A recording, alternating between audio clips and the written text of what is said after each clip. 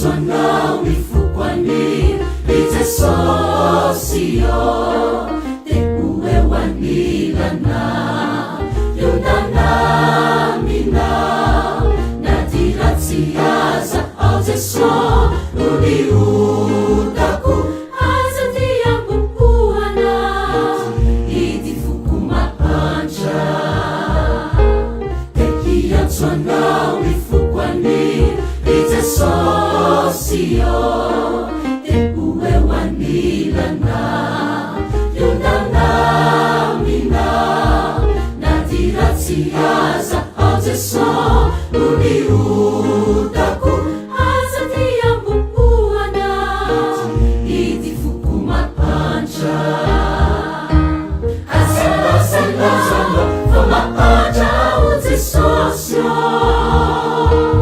eo anilana no masitrako.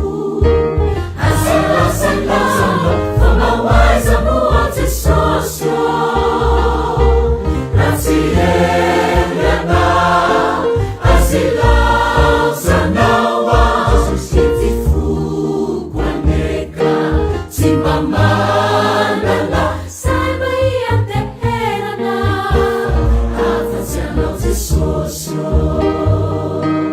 Azelazelo fa mahantra ao Jesosy io, eo anilana no masitrako.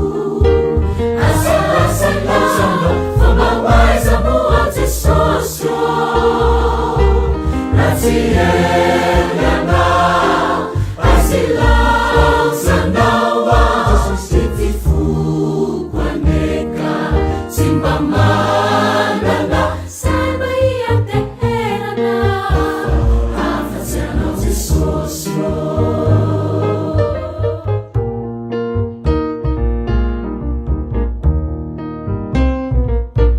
Hasavelanao angaian i Jesosy io, dia hibitsika aminao mba henoy Jesosy, na dia eo an-tongotra ho aza no toerana fantatra faisahaza hoazy, diekeko Jesosy io.